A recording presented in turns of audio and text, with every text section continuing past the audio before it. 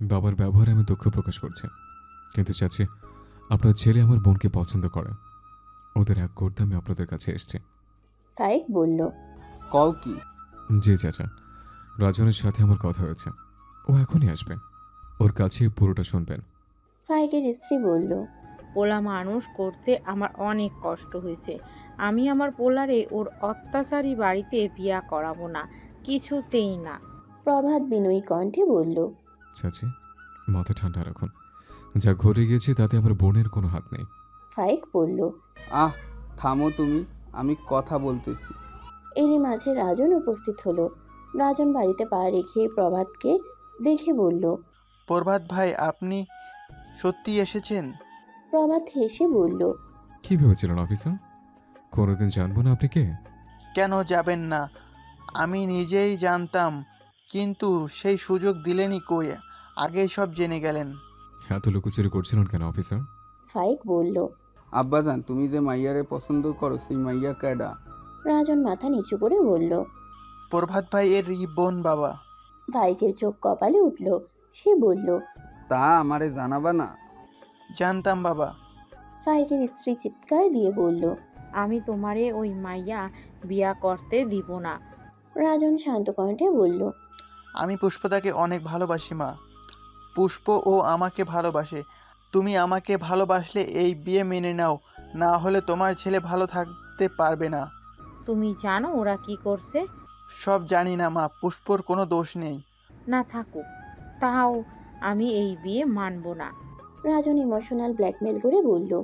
প্রভাত ভাই ফিরে গেলে আমি নদীতে লাফ দিব মা, তখন কি হবে ভেবে দেখো। ফাইক অনুরোধ করেছে তার স্ত্রীকে ছেলের সুখের জন্য যেন মেনে নেয়। চারদিকের অবস্থা দেখে ফাইকের স্ত্রী বলল। আমি এক শর্তে এই বিয়ে মানতে পারি। প্রভাত বলল। কি শর্ত? ওই মেয়ে যে আমাদের সাথে মানিয়ে থাকতে পারবে তার প্রমাণ দিতে হবে। এই জেলে পাড়ায় এসে সংসার করতে হবে, শহরে থাকতে পারবে না। প্রভাত বলল। আমার বোন নিশ্চয়ই তা পারবে। সকাল থেকে দুপুর গড়ালো, পুষ্প এক নাগারে কেঁদেই যাচ্ছে আর বিরতিহীনভাবে রাজনকে কল করে যাচ্ছে, অথচ রাজন ফোন তুলছে না। রাজন যতক্ষণ ফোন তুলছে না, পুষ্প তার দুশ্চিন্তা যেন আরো ভারী হয়ে আসছে। পূর্ণতা পুষ্পকে বুঝাচ্ছে, কিন্তু পুষ্প কিছুই বুঝতে চাইছে না। এরই মাঝে পুষ্পের ফোন বেজে উঠল। ফোনের স্ক্রিনে ভাসছে রাজনের নাম্বার। পুষ্প তড়িঘড়ি করে ফোন রিসিভ করে বলল। কোথায় তুমি? সারাদিন কোথায় ছিলে? কতবার ফোন দিয়েছি, কেন ফোন তুলছিলে না? রাজন স্মিত হেসে বলল। আমার পাগলি এভাবে কাঁদলে হৃদয় পুড়ে যন্ত্রণাদায়ক অনুভূতির ঝড় ওঠে। পাগলিটা কি সে কথা জানে না? পুষ্পর কান্না তীব্রতর হলো। সে কাঁদতে কাঁদতে বলল। ফোন তুলছিলে না কেন তুমি রাজন? একটা গুরুত্বপূর্ণ কাজে ব্যস্ত ছিলাম জান। আমি এক্ষুনি তোমার সাথে দেখা করতে চাই, এক্ষুনি। রাজন অনুমান করলো পুষ্পের অস্থিরতার কারণ, জেনেও বলল। এত অস্থির কেন লাগছে তোমাকে পুষ্পতা? তুমি এখনই দেখা করো, আমি সব বলছি তোমাকে। রাজন একটা দীর্ঘ নিঃশ্বাস ছেড়ে বলল। তোমাদের বাড়ির পাশে পার্কে এসো, আমি বসে আছি তোমার জন্য।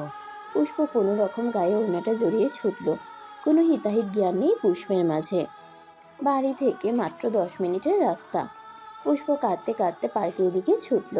পুষ্পর যেন পথ ফুরাচ্ছেই না, যেন দীর্ঘকালের পথ অতিক্রম করছে। পথের দূরত্ব যেন বেড়ে যায়। পূজা পুষ্পের সাথে হেঁটে পারছে না। অবশেষে পুষ্প পার্কে পৌঁছালো। পার্কে ভর দুপুরে তেমন কেউ নেই। গেটেই কৃষ্ণ দাঁড়িয়ে আছে।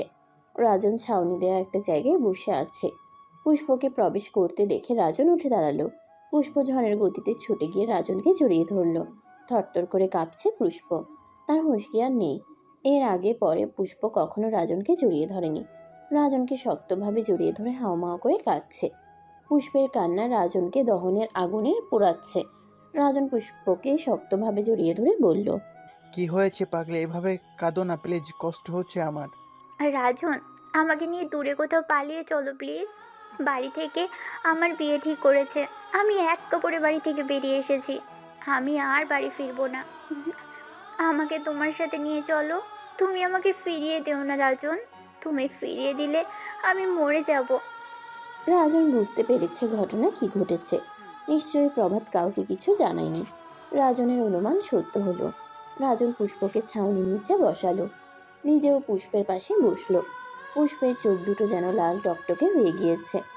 কি পরিমাণ অশ্রু বিসর্জন দিয়েছে মেয়েটা, তার কোনো হিসাব নেই। রাজন পুষ্পের হাত দুটো নিজের হাতের মুঠোয় শক্তভাবে ধরে বলল, আমার সাথে পালিয়ে গেলে, আমার বাড়িতে গেলে তুমি কি মানিয়ে নিতে পারবে? পুষ্প অস্থির কণ্ঠে বলল, তুমি থাকলে আমি সব পারবো।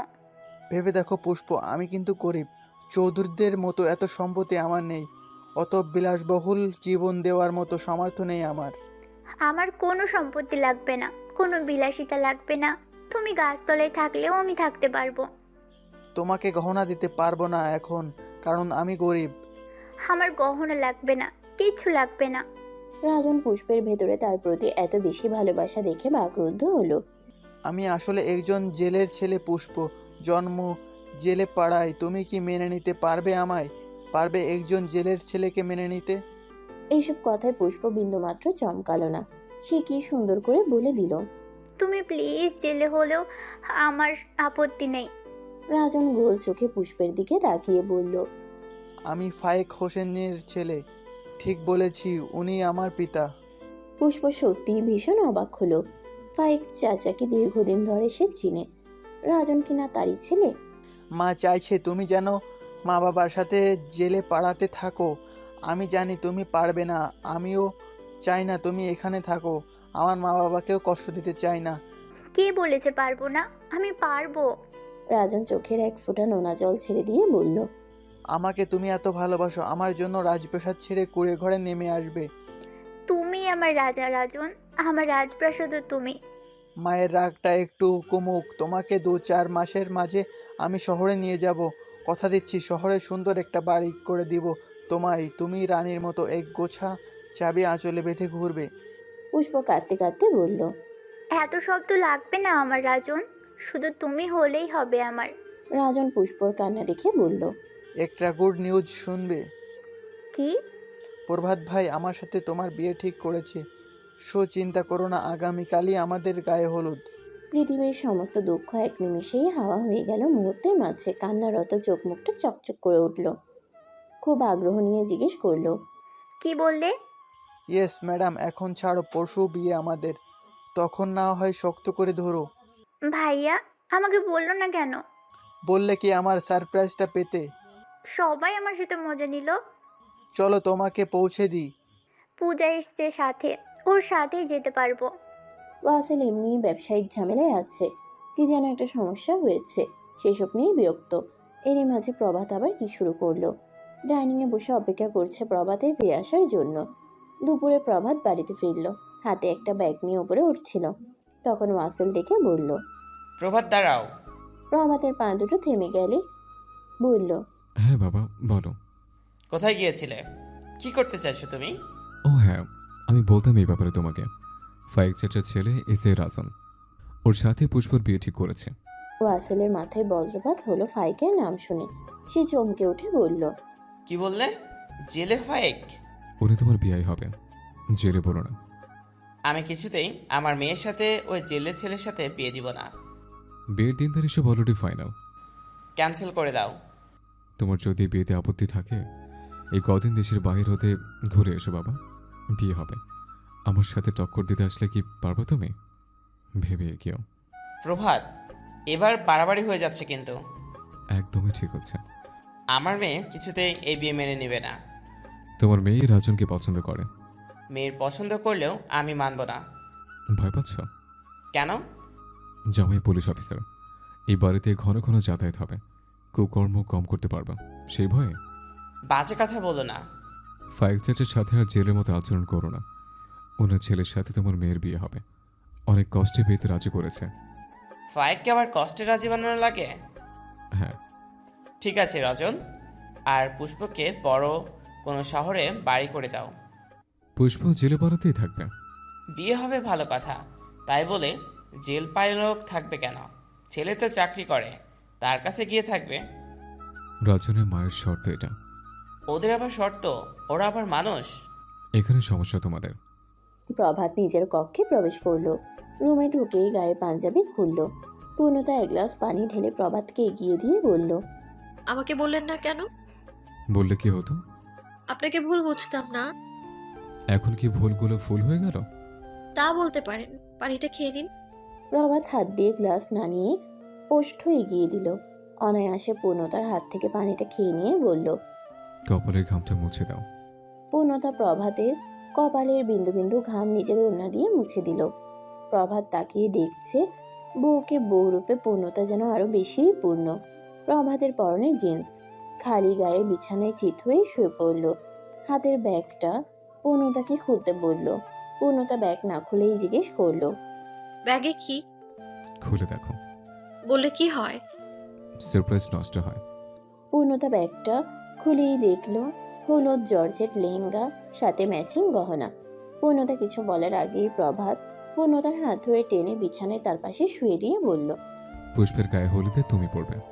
লজ্জা মিশ্রিত কণ্ঠে বলল। ড্রেসটা সুন্দর হয়েছে। আরো একটা জিনিস দেখাই। কি? প্রভাত ফোন থেকে একটা বাড়ির ছবি বের করে বলল।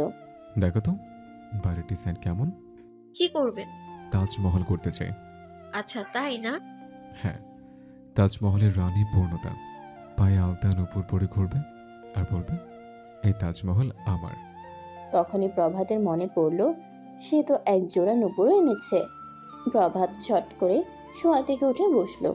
প্যান্টের পকেট থেকে টিস্যু দিয়ে মোড়ানো নুপুর জোড়া বের করলো। প্রভাতকে উঠতে দেখেই পূর্ণতাও ওঠার জন্য কেবলই ঘাড় উঁচু করলো। তখনই প্রভাত বলল।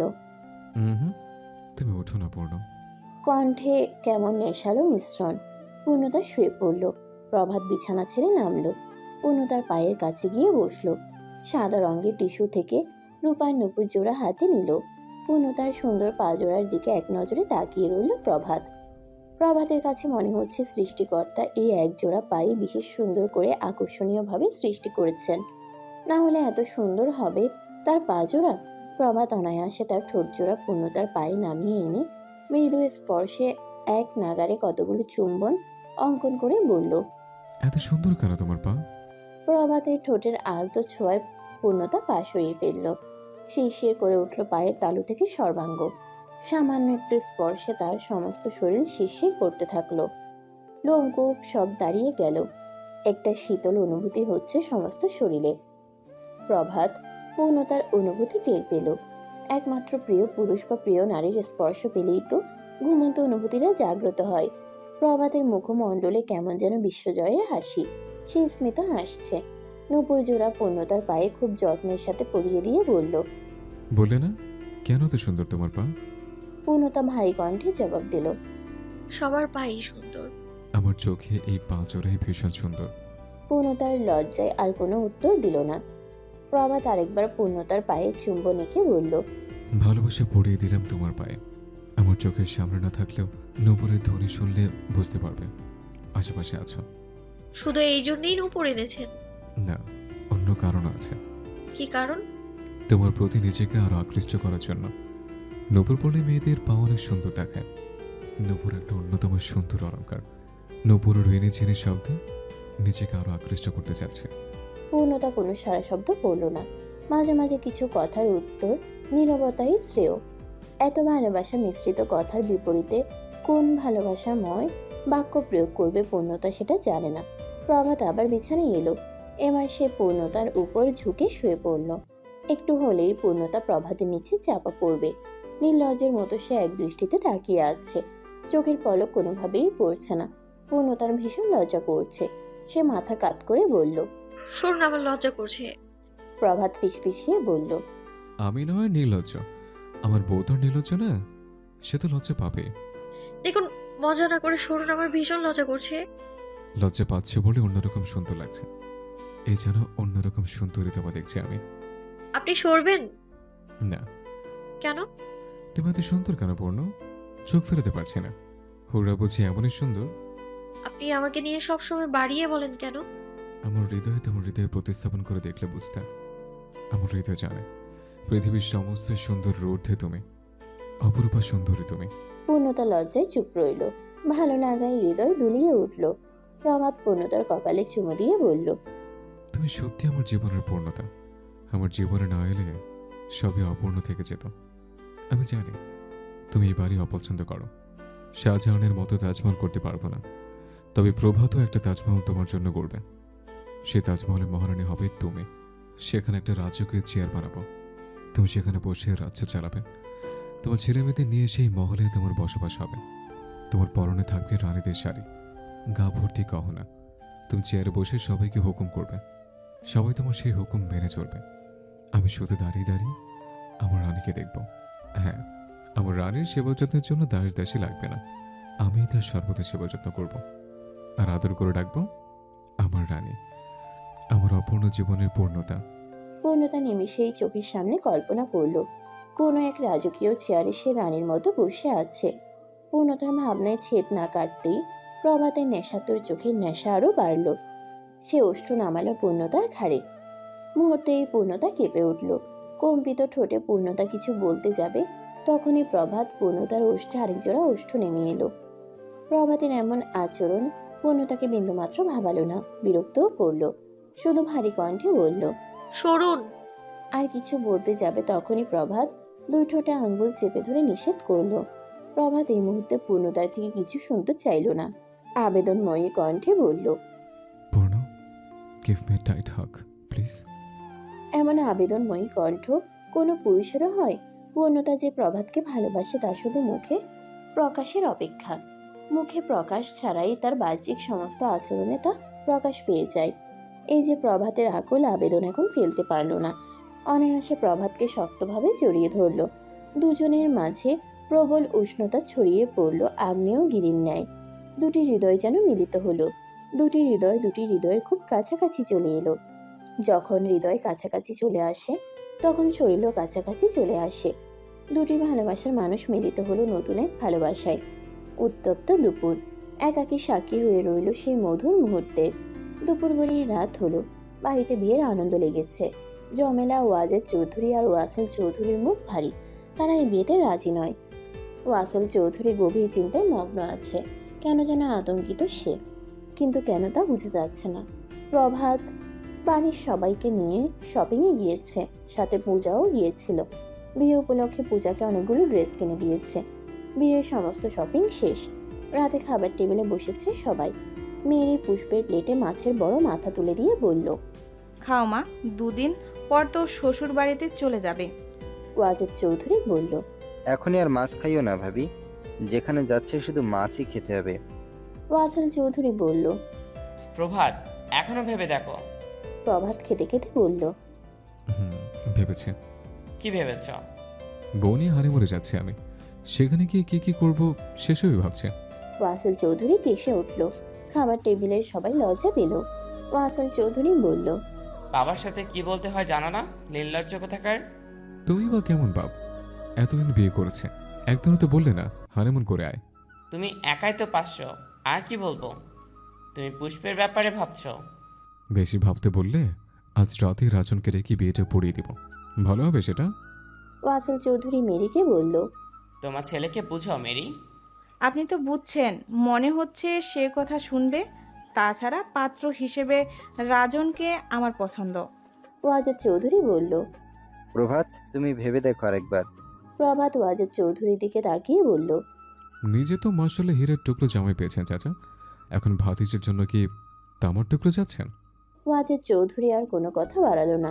দুপুর থেকে পূর্ণতার লজ্জায় আর প্রভাতের দিকে তাকাচ্ছে না, কথা পর্যন্ত বলছে না।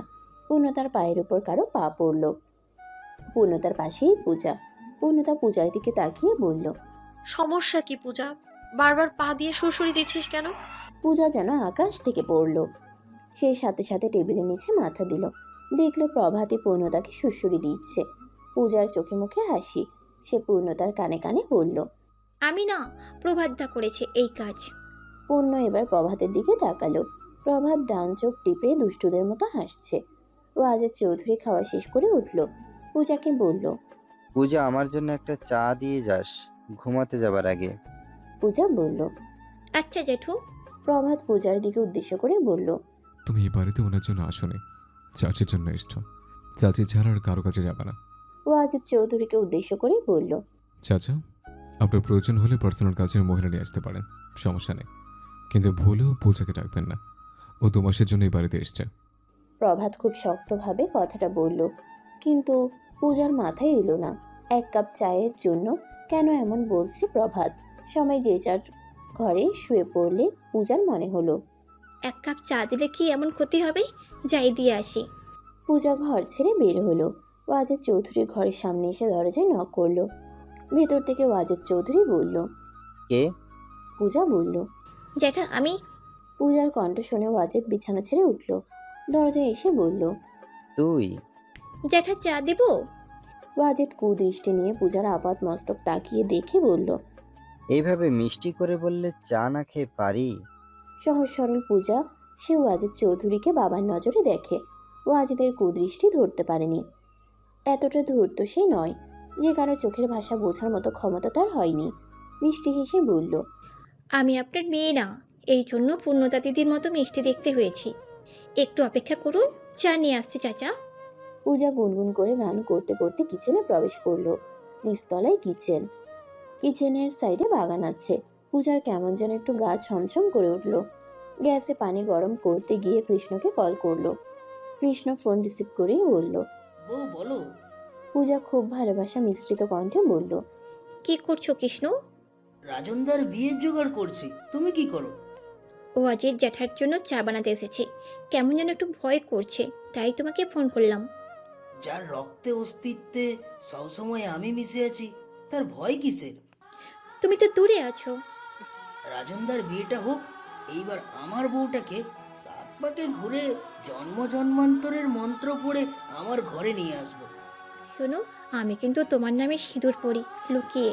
আমার না খুব শখ মাঝে সিঁথি কেটে লম্বা সিঁথি জুড়ে লাল টকটকে সিঁদুর পরবো, কপালে বড় টিপ পরবো, হাতে শাঁখা পরবো, কোমরে বেছা পরবো, পায়ে আলতা নুপুর পরবো, আর সব সময় রঙিন শাড়ি পরবো।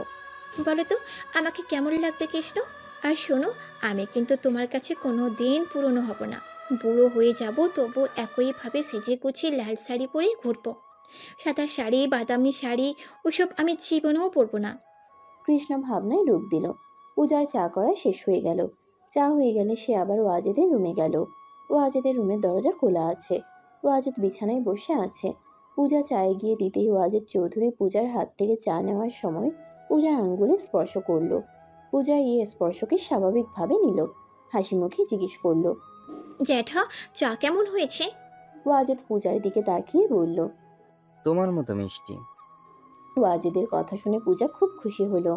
সে ভাবলো চায়ের প্রশংসা করলো বুঝি। ওয়াজেদ পূজার হাত ধরে বিছানায় বসিয়ে বলল। বসো, দাঁড়িয়ে আছো কেন? পূজা বিছানায় বসলো। বসে বলল। জ্যাঠা আপনি চা খান, আমি আসি। ওয়াজেদ চৌধুরী পূজার পিঠে হাত বুলোতে বুলোতে বলল। অনেকদিন পর কেউ আমাকে এক কাপ চা খাওয়ালো। পূজা ওয়াজেদের স্পর্শকে স্নেহের স্পর্শ ভাবছে। ওয়াজেদ চালাক মানুষ, সে বুঝতে দিচ্ছে না। পূজা কৌতূহলী হয়ে জিজ্ঞেস করলো। কেন জ্যাঠা? ওয়াজেদ চৌধুরী দীর্ঘশ্বাস ছেড়ে বলল। তুমি দেখো না, এ বাড়িতে আমার আপন বলে কেউ নেই, আমার কথা ভাবার মতো কেউ নেই। আমাকে এক কাপ চা দেওয়া তো দূরে থাক, আমার বউটাও আলাদা থাকে আমার থেকে। মেয়েও কথা বলে না। আমি অনেক নিঃস্ব পূজা, ভালোবাসার মতো কেউ নেই। পূজা ওয়াজেদের ব্যাপার স্যাপার কিছু বুঝলো না। সে জিজ্ঞেস করলো। কেন চাচা? ওয়াজেদ চৌধুরী দুঃখী কণ্ঠে বলল। তুমি কাউকে শেয়ার না করলে বলতে পারি, আমার সাথে যেসব নিয়ে কথা হচ্ছে এসব বিষয়ে কাউকে বলো না। এ বাড়ির কারো কাছে জিজ্ঞেস করতে যেও না কেন তারা আমার সাথে কথা বলে না। আচ্ছা জ্যাঠা। আমার বউয়ের সাথে আমার টুকটাক ঝামেলা চলে, আমাকে তেমন একটা পাত্তা দেয় না। ঘরোয়া ব্যাপার, কাউকে বলা যায় না। মেয়েটা ওর মায়ের কথা ছাড়া শোনে না। আমার বউ সবার কান ভাঙিয়ে আমাকে খারাপ করে রেখেছে সবার সাথে। পূজার কেমন যেন বিশ্বাস করতে কষ্ট হচ্ছে এসব কথা। এ বাড়ির সবাই তো ভালো। পূজা কিছু বুঝে ওঠার আগে ওয়াজেদ বলল। বিশ্বাস হচ্ছে না? পূজা আমতা আমতা করে বলল। না মানে? ওয়াজেদ বিভিন্ন বাহানায় পূজাকে তার ঘরে আটকে রাখার চেষ্টা করলো। বিভিন্ন সুখ দুঃখের গল্প শোনাতে লাগলো। ওয়াজেদের উদ্দেশ্য খারাপ। পূজাকে দেখে তার ভেতরের খারাপ উদ্দেশ্য তাকে খুঁচিয়ে যাচ্ছে, যে কোনো সময় খপ করে ধরবে। এমন সময় জাহানের গলার আওয়াজ শোনা গেল। জাহান খুব উত্তেজিত কণ্ঠে ডাকলো পূজার নাম ধরে। জাহানের কণ্ঠ শুনে পূজা দ্রুত ওয়াজেদ চৌধুরীর ঘর ছেড়ে বের হলো। ঘর থেকে বের হতেই দেখলো জাহান দাঁড়িয়ে আছে। পূজা বের হতেই জাহান পূজার হাত খপ করে ধরে জাহানের রুমে নিয়ে গেল। পূজা এসবের কিছুই বুঝলো না। জাহান বলল, তুমি এত রাতে এই লোকটার ঘরে কি করছিলে পূজা? জ্যাঠাকে চা দিচ্ছিলাম। জাহান পূজার মায়াভরা মুখের দিকে তাকিয়ে বলল, তাকে চা দেওয়ার জন্য অনেক মানুষ আছে, তোমার দিতে হবে না। আমাকে যদি তোমার মায়ের মতো মেনে থাকো তাহলে ভুলেও ওই লোকের আশেপাশে যেও না। পূজা কিছুই না বুঝে মাথা নাড়িয়ে বলল। আচ্ছা জেঠিমা। জাহান পূজার মাথায় হাত বুলিয়ে বলল, সারাদিন ছুটে বেড়াও, এখন একটু ঘুমাও মা। পূজা জাহানের পাশে ঘুমিয়ে পড়ল। পরের দিন দুপুর। পুষ্পকে পুষ্পের ন্যায় সুন্দর দেখাচ্ছে। তাজা ফুল দিয়ে সাজানো হয়েছে পুষ্পকে। পরনে হলুদ শাড়ি। ঘরোয়া আয়োজনে গায়ে হলুদ হচ্ছে। মেয়ের বিদায় হবে, সে দুঃখে কান্নার বিপরীতে কেন যেন আনন্দ পাচ্ছে। সে আনন্দ পুরোটাই যেন রহস্য ঘেরা। লাল টকটকে বেনারসি আর গা ভর্তি গহনা পরে কবুল পলার জন্য অধীর আগ্রহে বসে আছে পুষ্প। জীবনের এতগুলো বসন্ত পার হয়ে গিয়েছে, সে মন খুলে হাসেনি কখনো। এই প্রথমবার পুষ্প যেন মন খুলে হাসতে পারছে। তার হাসির একমাত্র কারণ রাজন। এমন সময়ে রাজনরা চলে এলো। বিয়েতে ওয়াসল চৌধুরী রাজি নয়, তাই মানুষ দাওয়াত দেওয়া হয়নি। তাই রাজনরাও 4-5 জন মানুষ এসেছে মাত্র। তবে প্রভাত মানুষে কম বলে আয়োজনের কোনো ত্রুটি রাখেনি। দ্রুতই রাজনদের খাওয়া দাওয়া শেষ হলো। প্রভাত আগেই কাজী বলে রেখেছিল। বিয়েও দ্রুত পড়ানো হয়ে গেল। রাজনের কাছে সব কেমন স্বপ্নের মতো মনে হচ্ছে। সত্যি আজ থেকে তার পছন্দের মানুষ চিরদিনের জন্য তার হয়ে গিয়েছে। বিয়েতে কৃষ্ণও এসেছে। কৃষ্ণ হলো কালো মানুষ। কৃষ্ণ কালো মানুষ, তবুও পূজা ঘন ঘন বলছে, আজ তোমাকে একটু বেশি সুন্দর দেখাচ্ছে। কৃষ্ণ জানে তাকে অত সুন্দর দেখাচ্ছে না। কৃষ্ণ আনন্দে আত্মহারা। পূজার মতো এত সুন্দর মেয়েটা কোনোদিন তাকে ভালোবাসায় কার্পণ্যতা করেনি। কৃষ্ণ ঠোঁট চেপে হাসতে হাসতে বলল, একটা স্বর্ণের চেন বানাতে দিয়েছি তোমার জন্য। দাদার বিয়েটা হলেই দাদার থেকে 50,000 টাকা ধার নিব আমাদের বিয়েতে খরচের জন্য। স্বর্ণ বানাতে দিয়েছো? এত টাকা কোথায় পেলে তুমি? 1 বছর আগে বানাতে দিয়েছি। প্রতি মাসে 5,000 টাকা দিয়ে শোধ করেছি। এই মাসেই আনবো, আর দাদার থেকে ধার নেওয়া টাকা কাজ করে শোধ করে দিব। কৃষ্ণ যে পূজার কথা ভেবে এত কিছু করেছে পূজার তা জানা ছিল না। পূজা জানে কৃষ্ণ তাকে ভালোবাসে, তাই বলে এত গভীরভাবে। ওদের মতো হতদরিদ্রদের ফ্যামিলিতে স্বর্ণ একটা বিলাসিতা ছাড়া কিচ্ছু না। একবেলা মাছ না ধরলে পেটে খাবার যায় না ওদের। ছেঁড়া জামা কাপড় সেলাই, জোড়াতালি দিয়ে বছর কাটিয়ে দিতে হয়। একবেলা খাবার খেয়ে বেঁচে থাকার জন্য অনেক সংগ্রাম করতে হয় ওদের। এত সবের ভিড়ে ওদের দুজনের ভালোবাসা নিখুঁত। ছোটবেলা থেকে এক পাড়াতে বেড়ে ওঠা। দুজনই জানে তাদের জীবনে অনেক সংগ্রাম করে বেঁচে থাকতে হবে। পূজা জেনে বুঝেই কৃষ্ণ বর্ণের একজন হতদরিদ্রকে ভালোবেসে পাগল পাড়া। ওদের ভালোবাসায় নামি দামি উপহার নেই। গাছের একটা জবা ফুল বিনিময়ের মাধ্যমেই ওদের ভালোবাসা শুরু হয়। ওই একটা জবাই যেন পৃথিবীর শ্রেষ্ঠ উপহার। নিজেকে সবসময় পরিপাটিভাবে উপস্থাপন করা লাগে না। একবেলা খাবার খেয়ে বেঁচে থাকার জন্য অনেক সংগ্রাম করতে হয় ওদের। এত সবের ভিড়ে ওদের দুজনের ভালোবাসা নিখুঁত। ছোটবেলা থেকে এক পাড়াতে বেড়ে ওঠা। দুজনই জানে তাদের জীবনে অনেক সংগ্রাম করে বেঁচে থাকতে হবে। পূজা জেনে বুঝেই কৃষ্ণ বর্ণের একজন হতদরিদ্রকে ভালোবেসে পাগল পাড়া। ওদের ভালোবাসায় নামি দামি উপহার নেই। গাছের একটা জবা ফুল বিনিময়ের মাধ্যমে ওদের ভালোবাসা শুরু হয়। ওই একটা জবাই যেন পৃথিবীর শ্রেষ্ঠ উপহার। নিজেকে সবসময় পরিপাটিভাবে উপস্থাপন করা লাগে না। কৃষ্ণ পূজার ঝরঝরে সিল্কি চুলের প্রেমে পড়েনি। তেজে চিপচিপে বেনি করা চুল দেখতে দেখতে বড় হয়েছে। ভারী মেকআপে সাজসজ্জা করা মুখও কখনো দেখেনি। ছোটবেলায় কয়লা দিয়ে দাঁত মাজত। কলে এসে মুখ ধুয়ে গিয়ে পড়তে বসত। কৃষ্ণ এসে কল চেপে দিত। আহা, কি সুন্দর মিষ্টি মধুর তাদের পথ চলা। মাঝে মাঝে কৃষ্ণকে দেখার জন্য চুলে বেনি করতে করতে, কখনো আবার চুলে চিরুনি করতে করতে বাড়ির সামনে এসেছে পূজা। এই নিখুঁত প্রেম ভালোবাসা কি কোনো শব্দে বর্ণনার মতো?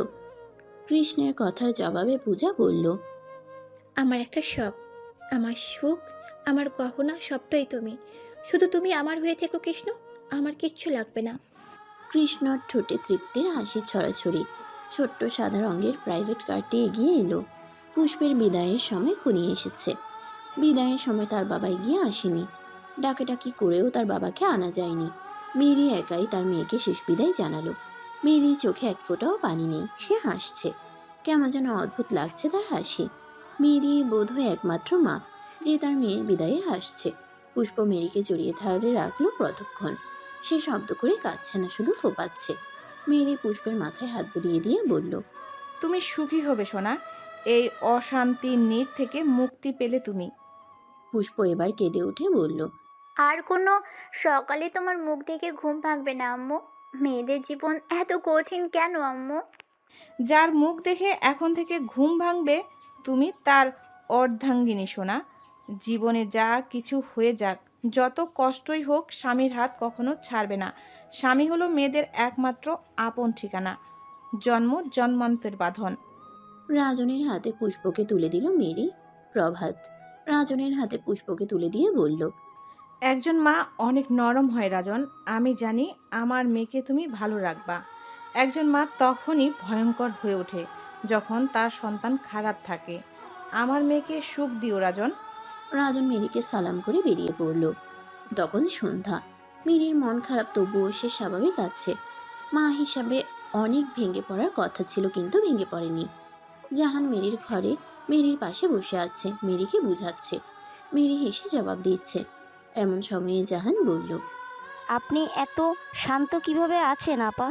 একটু কষ্ট হচ্ছে না? মেরি দীর্ঘ নিঃশ্বাস ছেড়ে বলল, কিছু মানুষ কষ্টকে সঙ্গী হিসেবে গ্রহণ করে নেয়। তা না পারলে বেঁচে থাকা সহজ হতো না রে। আপা, এত কঠিন কথা বলেন, অনেক কিছুই বুঝি না আমি। তুই অনেক সরল জাহান, তোর জন্য কষ্ট হয় আমার। একবার যদি তোর জীবনের গল্প মুছে নতুন করে লিখতে পারতাম, তাহলে আমি আমার নয়, তোর জীবনের গল্পটা লিখতাম। এই সময়ে প্রভাত মেরির ঘরে প্রবেশ করে। প্রভাতকে দেখে মেরি বলে, বাবা কখন বের হবা? এখন আম্মু ও চাচিকে জানেন? জাহান বলল। কোন বিষয়ে? প্রভাত বলল, চাচি পূর্ণতাকে নিয়ে একটু ঘুরতে যেতে চাচ্ছে, কিন্তু আপনার অসুস্থ শরীর রেখে যেতে ইচ্ছে করছে না। জাহান হেসে বলল, কিছু হবে না বাবা, তোমরা ঘুরে এসো। এই সময়ে পূর্ণতা প্রবেশ করলো। জাহানকে জড়িয়ে ধরে বলল, আম্মু আমি যেতে চাচ্ছি না, প্লিজ ওনাকে বলে দাও তোমাকে রেখে আমি যাব না। আমি বলছি যাও, যাও, আমার কিচ্ছু হবে না। আম্মু আমার মন সায় দিচ্ছে না। কিন্তু আমার মনে সায় দিচ্ছে, ঘুরতে গেলে অনেক কিছুই ভালো হবে। আমার কেন মনে হচ্ছে সব খারাপ হবে? খারাপ কিচ্ছু হবে না, আমাদের দোয়া আছে। সারাদিন পর ওয়াসেল বাড়ি ফিরেছে। ভীষণ চিন্তিত দেখাচ্ছে তাকে। ওয়াসেলের সামনে দিয়ে পূর্ণতার হাত ধরে ব্যাগ গুছিয়ে বের হলো। প্রভাতকে বের হতে দেখে ওয়াসেল বলল, কোথায় যাচ্ছ? বউ নিয়ে হানিমুনে যাচ্ছে। গল্পটির পরবর্তী অংশ আপলোড করা হবে আগামীকাল। আর হ্যাঁ, গল্পটি কেমন হলো তা অবশ্যই কমেন্টে জানাবেন। ভালো থাকবেন আপনারা।